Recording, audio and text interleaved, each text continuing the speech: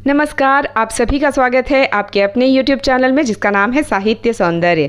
साहित्य सौंदर्य में आज हम रांगेय राघव द्वारा रचित पाठ गूंगे पढ़ने जा रहे हैं। यह पाठ कक्षा 11वीं की पुस्तक अंतरा भाग 1 से लिया गया है। तो आइए रांगेय राघव जी का एक संक्षिप्त परिचय ले लेते हैं। रांगेय राघव का जन्म आगरा में हुआ था। उनका मूल नाम तिरुमल्लय नंबाकम वीर राघव आचार्य था, परंतु उन्होंने रांगेय राघव नाम से साहित्य रचना की है। उनके पूर्वज दक्षिण आरकाट से जयपुर नरेश के निमंत्रण पर जयपुर आए थे, जो बाद में आगरा में ही बस गए। वहीं उनकी शिक्षा दीक्षा हुई और उन्होंने आगरा विश्वविद्यालय से हिंदी में MA और PhD की उपाधि प्राप्त की। 39 वर्ष की अल्पायु में ही उनकी मृत्यु हो गई। रांगेय राघव ने साहित्य की विविध विधाओं में रचनाएं की। कहानी, उपन्यास, कविता, आलोचना इसमें से मुख्य हैं। उनके कहानी संग्रह हैं राम राज्य का वैभव, देवदासी, समुद्र के फेन, अधूरी मूरत, जीवन के दाने, अंगारे न बुझे, अय्याश मुर्दे, इंसान पैदा हुआ। उनकी रचनाओं का संग्रह 10 खंडों में रांगेय राघव ग्रंथावली नाम से प्रकाशित हो चुका है। गूंगे कहानी के माध्यम से लेखक रांगेय राघव जी पाठकों के मन में दिव्यांगों के प्रति संवेदनशीलता और सहानुभूति की भावना जागृत करना चाहते हैं। साथ ही समाज के उस वर्ग को भी वे सचेत करते हैं जो बोलने की ताकत रखते हुए भी गूंगा बन जाता है, अर्थात अन्याय के खिलाफ आवाज उठाने की क्षमता उनमें है, फिर भी वे अन्याय के खिलाफ आवाज नहीं उठाते, मूक दर्शक बनकर रह जाते हैं, अर्थात गूंगे बन जाते हैं। तो आइए पढ़ते हैं कहानी गूंगे। कहानी का प्रारंभ कुछ इस प्रकार होता है कि मोहल्ले की सारी स्त्रियां इकट्ठे बैठी हुई हंसी मजाक कर रही हैं। उनमें से एक लड़की है शकुंतला, छोटी बच्ची है, जिसे वे छेड़ती हुई कहती हैं, शकुंतला क्या नहीं जानती? कौन? शकुंतला? कुछ नहीं जानती। क्यों साहब, क्या नहीं जानती? ऐसा क्या काम है जो वह नहीं कर सकती? वह उस गूंगे को नहीं बुला सकती। अच्छा, बुला दिया तो? बालिका ने एक बार कहने वाली की ओर द्वेष से देखा और चिल्ला उठी, धूंधे! गूंगे ने नहीं सुना। तमाम स्त्रियां खिलखिलाकर हंस पड़ी। बालिका ने मुंह छिपा लिया। आप यहाँ पर देख रहे हैं कि किसी की मजबूरी इन स्त्रियों के लिए हंसी का कारण बन रही है। गूंगा बेचारा मजबूर है, इशारों से बात करता है और इसमें उन स्त्रियों को हंसी मजाक सूझ रहा है। जन्म से वज्र बहरा होने के कारण वह गूंगा है। उसने अपने कानों पर हाथ रखकर इशारा किया। सब लोगों को उसमें दिलचस्पी पैदा हो गई। जैसे तोते को राम राम कहते सुनकर उसके प्रति हृदय में एक आनंद मिश्रित कुतूहल उत्पन्न हो जाता है। चमेली ने उंगलियों से इंगित किया, फिर मुंह के आगे इशारा करके गूंगे ने बताया, भाग गई। कौन? फिर समझ में आया, जब छोटा ही था तब माँ जो घूंघट काटती थी छोड़ गई, क्योंकि बाप अर्थात बड़ी बड़ी मूंछें मर गया था। और फिर उसे पाला किसने, यह तो समझ में नहीं आया, पर वे मारते बहुत हैं। तो इस प्रकार अपना परिचय यहाँ पर गूंगा इशारों में उन स्त्रियों को दे रहा है, बता रहा है माँ के बारे में। घूंघट निकालने का इशारा करते हुए वह माँ के बारे में बताता है। पिता के बारे में बात करते हुए वह मूंछों को हाथ लगाकर इशारा करता है। तो इस तरह वह अपना परिचय इन स्त्रियों को देता है। उसकी कहानी सुनकर करुणा ने सबको घेर लिया। वह बोलने की कितनी जबरदस्त कोशिश करता है, लेकिन नतीजा कुछ नहीं, केवल कर्कश काय काय का ढेर, अस्फुट ध्वनियों का वमन, जैसे आदिम मानव अभिभाषा बनाने में जी जान से लड़ रहा हो। चमेली ने पहली बार अनुभव किया कि यदि गले में कांकल तनिक ठीक नहीं हो तो मनुष्य क्या से क्या हो जाता है। कैसी यातना है कि वह अपने हृदय को उगल देना चाहता है, किंतु उगल नहीं पाता। सुशीला ने आगे बढ़कर इशारा किया, मुंह खोलो, और गूंगे ने मुंह खोल दिया, लेकिन उसमें कुछ दिखाई नहीं दिया। पूछा, गले में कौवा है? गूंगा समझ गया, इशारे से ही बता दिया, किसी ने बचपन में गला साफ करने की कोशिश में काट दिया। और वह ऐसे बोलता है जैसे घायल पशु कराह उठता है। तो हम यहाँ पर देख रहे हैं स्त्रियों के लिए वह एक हंसी का पात्र बन गया है। उसके इशारे, उसकी बातें, उसे सुनकर वे सब मजाक बना रही हैं। तो उसकी बातों से उसके बचपन के हादसे के बारे में पता चलता है कि तब से ही वह गूंगा और बहरा है। शिकायत करता है जैसे कुत्ता चिल्ला रहा हो, और कभी कभी उसके स्वर में ज्वालामुखी के विस्फोट की सी भयानकता थपेड़े मार उठती है। वह जानता है कि वह सुन नहीं सकता और बता बता कर मुस्कुराता है। वह जानता है कि उसकी बोली कोई समझ नहीं सकता, फिर भी बोलता है। सुशीला ने कहा, इशारे गजब के करता है, अक्ल बहुत तेज है इसकी। पूछा, क्या खाता है, कहाँ से मिलता है? वह कहानी ऐसी है जिसे सुनकर सब स्तब्ध बैठे हैं। हलवाई के यहाँ रात भर लड्डू बनाए हैं, कड़ाही मांजी है, नौकरी की है, कपड़े धोए हैं, सबके इशारे हैं। लेकिन गूंगे का स्वर चित्कार में परिणत हो गया। सीने पर हाथ मारकर इशारा किया, हाथ फैलाकर कभी नहीं मांगा, भीख नहीं लेता। भुजाओं पर हाथ रखकर इशारा किया, मेहनत की खाता हूँ, और पेट बजाकर दिखाया, इसके लिए, इसके लिए। इस तरह इशारों इशारों में वह अपनी सब आप बीती उन महिलाओं को बताता है।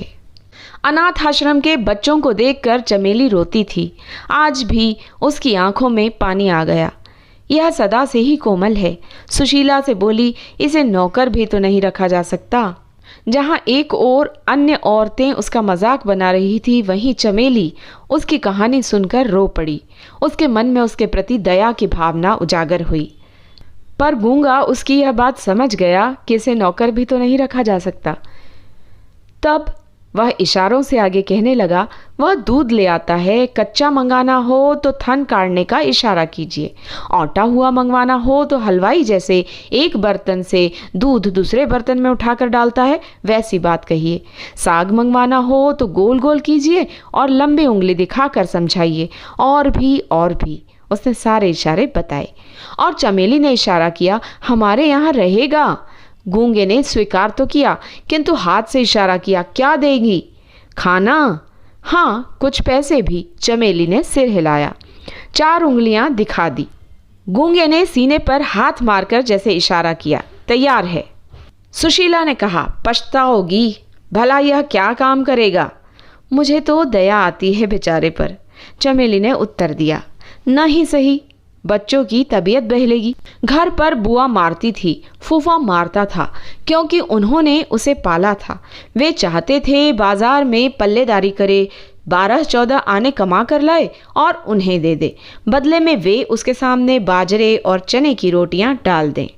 अब गूंगा घर भी नहीं जाता, यही काम करता है। बच्चे चिढ़ाते हैं, कभी नाराज नहीं होता। चमेली के पति सीधे साधे आदमी हैं, पल जाएगा बेचारा, किंतु वे जानते हैं मनुष्य की करुणा की भावना उसके भीतर गूंगेपन की प्रतिछाया है। वह बहुत कुछ करना चाहता है किंतु कर नहीं पाता। इस तरह दिन बीत रहे हैं। तो यहाँ पर बड़ी गहरी बात लेखक कहते हैं कि मनुष्य के भीतर उसकी करुणा की भावना उसके गूंगेपन की प्रतिछाया है, अर्थात करुणा, दया, प्यार इत्यादि भावनाएं मनुष्य के मन में जन्मजात होती है। स्वभावगत विशेषताएं हैं मनुष्य की कि उसे किसी गरीब को देखकर दया आ जाती है, किंतु वह बहाना बना लेता है, मेरे पास समय नहीं है, मैं क्यों इसकी तरफ देखूं, और गूंगा बन जाता है। उसकी मदद के लिए सामने नहीं आता। इस बात की व्यवहारिकता को चमेली के पति भली भांति जानते हैं। चमेली ने पुकारा, गूंगे, किंतु कोई उत्तर नहीं आया। उठकर ढूंढा, कुछ पता नहीं लगा। बसंता ने कहा, मुझे तो कुछ नहीं मालूम, भाग गया होगा। पति का उदासीन स्वर सुनाई दिया। सचमुच वह भाग गया था। कुछ भी समझ में नहीं आया। चुपचाप जाकर खाना पकाने लगी। क्यों भाग गया? और फिर यह भी होने लगा कि गूंगा जब चाहे भाग जाता, फिर लौट आता। उसे जगह जगह नौकरी करके भाग जाने की आदत पड़ गई थी, और चमेली सोचती थी कि उसने उस दिन उससे भीख ली थी या ममता की ठोकर को निसंकोच स्वीकार किया था। तो इस तरह वह आए दिन घर छोड़कर भाग जाता अपनी मर्जी से, और अपनी मर्जी से लौट आता। तो एक अलग ही घर का माहौल उसने बना दिया था। बसंता ने कसकर गूंगे को चपत जड़ दी। गूंगे का हाथ उठा और न जाने क्यों अपने आप रुक गया। उसकी आंखों में पानी भर आया और वह रोने लगा। उसका रुदन इतना कर्कश था कि चमेली को चूल्हा छोड़कर आना पड़ा। गूंगा उसे देखकर इशारों से कुछ समझाने लगा। देर तक चमेली उससे पूछती रही। उसकी समझ में बस इतना ही आया कि खेलते खेलते बसंता ने उसे मार दिया था। बसंता ने कहा, अम्मा, यह मुझे मारना चाहता था। क्यों रे? चमेली ने गूंगे की ओर देखकर कहा। वह इस समय भी नहीं भूली कि गूंगा कुछ सुन नहीं सकता, लेकिन गूंगा भाव भंगिमा से समझ गया। उसने चमेली का हाथ पकड़ लिया। एक क्षण को चमेली को लगा जैसे उसी के पुत्र ने आज उसका हाथ पकड़ लिया था। एकाएक घृणा से उसने हाथ छुड़ा लिया। पुत्र के प्रति मंगल कामना ने उसे ऐसा करने पर मजबूर कर दिया। आप यहाँ पर देख रहे हैं कि खेल खेल में बसंता गूंगे के ऊपर हाथ उठाता है, किंतु गूंगा पलटवार नहीं करता। वह अपना बढ़ा हुआ हाथ रोक लेता है, क्योंकि जैसे उसे पता है कि वह मालकिन का बेटा है। तो यहाँ पर वह चाहता है कि उसके साथ न्याय हो, इसलिए चमेली का हाथ पकड़ता है और अपनी बात समझाने की कोशिश करता है, किंतु चमेली गुस्से से उसका हाथ झिड़क देती है। लेकिन अगले ही पल उसके मन में यह भावना आती है, कहीं उसका भी बेटा गूंगा होता तो वह भी ऐसे ही दुख उठाता। वह कुछ भी नहीं सोच सकी। एक बार फिर गूंगे के प्रति हृदय में ममता भर आई। वह लौटकर चूल्हे पर जा बैठी, जिसमें अंदर आग थी, लेकिन उसी आग से वह सब पक रहा था जिससे सबसे भयानक आग बुझती है, पेट की आग, जिसके कारण आदमी गुलाम हो जाता है। फिर एक गहरा संदेश यहाँ पर लेखक ने दिया है कि पेट की आग सबसे ज्यादा तेज होती है, जिसे बुझाने के लिए मनुष्य किसी की गुलामी तक करने को तैयार हो जाता है। उसे अनुभव हुआ कि गूंगे में बसंता से कहीं अधिक शारीरिक बल था। कभी भी गूंगे की भांति शक्ति से बसंता ने उसका हाथ नहीं पकड़ा था, लेकिन फिर भी गूंगे ने अपना उठा हुआ हाथ बसंता पर नहीं चलाया। रोटी जल रही थी, झट से पलट दी। वह पक रही थी, इसी से बसंता बसंता है और गूंगा गूंगा है। रोटी जल रही थी, झट से पलट दी। यह पंक्ति यहाँ पर प्रतीकात्मक संदेश देती है, अर्थात एक तरफ पड़ी पड़ी रोटी जलने लगती है, उसे उचित समय पर उठाकर पलटना होता है। तो इस वक्त चमेली जब गूंगे के बारे में सोच रही थी, उसका पलड़ा भारी होने लगा, उसे गूंगा निर्दोष दिखाई देने लगा, तो उसने रोटी झट से पलट दी। अर्थात बसंता उसका अपना पुत्र है और गूंगा गूंगा है। उसे उसके बारे में ज़्यादा सोचना नहीं चाहिए, क्योंकि उसका अपना पुत्र तो बसंता ही है। यह सोचते ही उसने रोटी पलट दी। चमेली को विस्मय हुआ। गूंगा शायद यह समझता है कि बसंता मालिक का बेटा है, उस पर हाथ नहीं लगा सकता। मन ही मन थोड़ा विक्षोभ भी हुआ, किंतु पुत्र की ममता ने इस विषय पर चादर डाल दी। और फिर याद आया कि उसने उसका हाथ पकड़ा था, शायद इसलिए कि उसे बसंता को दंड देना चाहिए था। यह उसको अधिकार है। जैसे ही उसके मन में गूंगे के प्रति दया की भावना उत्पन्न होने लगी, उसने तुरंत अपने बेटे के बारे में सोचना शुरू किया कि मेरा बेटा तो मेरे लिए ज़्यादा प्यारा है, गूंगा तो आखिर मेरा नौकर ही है, हमारे आश्रय में पलता है, तो मैं उसके बारे में क्यों सोचूं। किंतु दूसरी तरफ गूंगा उससे न्याय चाहता था कि बसंता ने उसे मारा है तो उसका अधिकार है कि वह चमेली से न्याय मांगे। किंतु तब वह समझ नहीं सकी और उसने सुना कि गूंगा कभी कभी कराह उठता था। चमेली उठकर बाहर गई, कुछ सोचकर रसोई में लौट आई और रात की बासी रोटी लेकर निकली। गूंगे, उसने पुकारा। कान के न जाने किस पर्दे में कोई चेतना है कि गूंगा उसकी आवाज को कभी अनसुना नहीं कर सकता। वह आया। उसकी आंखों में पानी भरा था, जैसे उनमें एक शिकायत थी, पक्षपात के, तिरस्कार के प्रति। उसकी आंखों में शिकायत थी कि चमेली ने उसके साथ न्याय नहीं किया, बसंता को उसने नहीं डांटा, जबकि बसंता ने ही गूंगे को मारा था। चमेली को लगा कि लड़का बहुत तेज है। बरबस ही उसके होठों पर मुस्कान छा गई। कहा, ले, खा ले, और हाथ बढ़ा दिया। गूंगा इस सब की उपेक्षा नहीं कर सकता था। वह हंस पड़ा। अगर उसका रोना एक अजीब दर्दनाक आवाज थी तो उसका हंसना और कुछ नहीं, एक अचानक गुर्राहट सी चमेली के कानों में बज उठी। उस अमानवीय स्वर को सुनकर वह भीतर ही भीतर कांप उठी।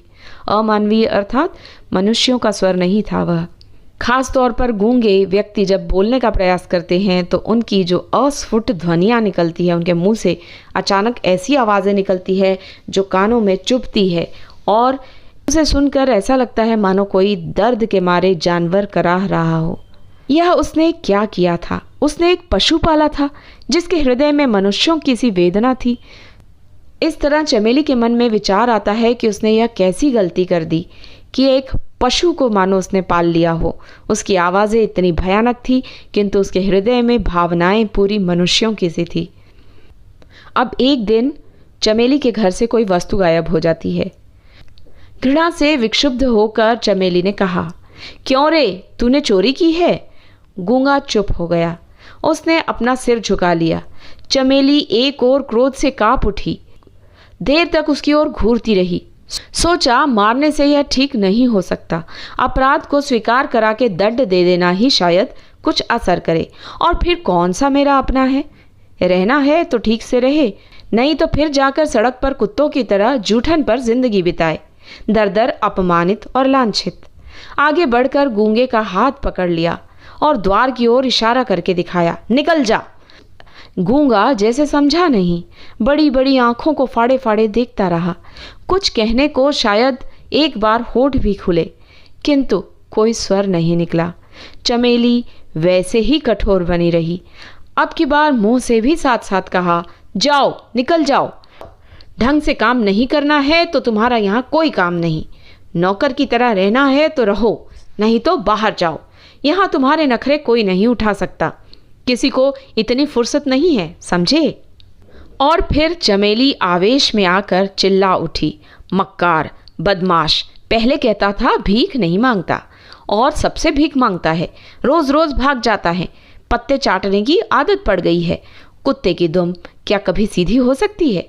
नहीं, नहीं रखना है हमें। जा, तो इसी वक्त निकल जा।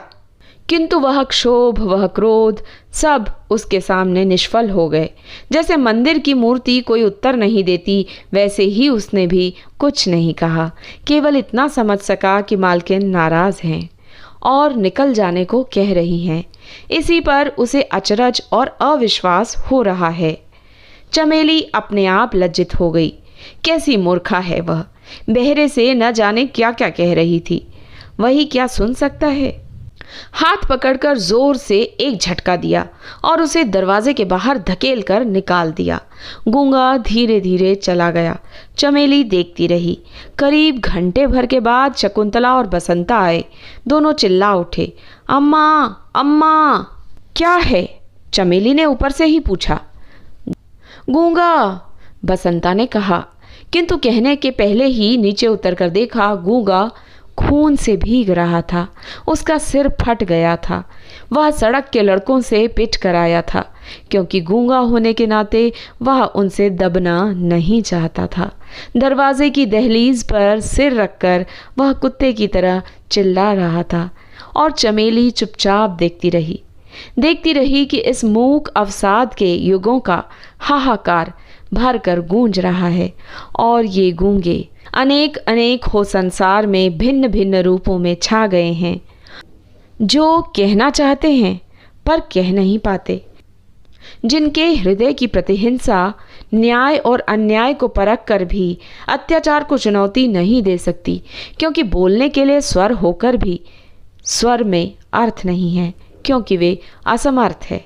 यहाँ पर लेखक ने गूंगे बहुवचन का प्रयोग किया है, अर्थात लेखक ने यहाँ समाज के उन लोगों को गूंगे कहा है जो अन्याय के खिलाफ आवाज़ नहीं उठाते। वे शक्तिशाली हैं, बोलने की ताकत उनमें है, फिर भी अन्याय को देखकर मूक दर्शक बने रहते हैं, चुपचाप वहाँ से निकल लेते हैं और अत्याचार के खिलाफ आवाज़ उठाकर अत्याचारी को रोकते नहीं हैं। और चमेली सोचती है, आज दिन ऐसा कौन है जो गूंगा नहीं है। तो इस तरह चमेली अपने हृदय में विचार कर रही है कि उसने जो कुछ किया वह उचित नहीं था। उसके अधिकार के लिए वह भी गूंगी बन गई। गूंगे के अधिकार उसने उसे नहीं दिए, उसके साथ न्याय नहीं किया। किसका हृदय समाज, राष्ट्र, धर्म और व्यक्ति के प्रति विद्वेष से, घृणा से नहीं छटपटाता, किंतु फिर भी कृत्रिम सुख की छलना अपने जालों में उसे नहीं फंसा देती, क्योंकि वह स्नेह चाहता है, समानता चाहता है। तो यहाँ लेखक ने एक प्रश्न उठाते हुए इस कहानी को यहाँ पर छोड़ दिया है कि ऐसा कौन सा व्यक्ति है जिसके हृदय में समाज, राष्ट्र, धर्म आदि के लिए दया, प्रेम आदि भावनाएं नहीं आती। तो हर आम आदमी जिसके हृदय में दिव्यांगों के प्रति प्रेम, सहानुभूति, दया की भावना आती है, वह उनसे पल्ला झाड़कर निकल लेता है। कभी बहाना बनाता है नौकरी का, कभी बहाना बनाता है अपनी व्यस्तता का, और दिव्यांगों के प्रति अपना समय नहीं निकालता, उनके प्रति आवाज़ नहीं उठाता, उनके लिए मदद का हाथ आगे नहीं बढ़ाता। तो इस प्रकार इस पूरी कहानी के केंद्र में दिव्यांगों के प्रति हमारी सोच को बदलने का प्रयास लेखक ने किया है। गूंगे के प्रति जब उसके मन में दया की भावना जागृत होती है तो चमेली उसे अपने घर ले आती है, किंतु वास्तविकता के धरातल पर आते ही वह दया की भावना कहीं गायब हो जाती है और वह उसके प्रति घृणा में बदल जाती है। तो उम्मीद करती हूँ रांगे राघव जी की यह कहानी गूंगे आपको भली भांति समझ में आ गई होगी। अगले वीडियो में फिर मिलेंगे, तब तक के लिए गुड बाय, नमस्कार।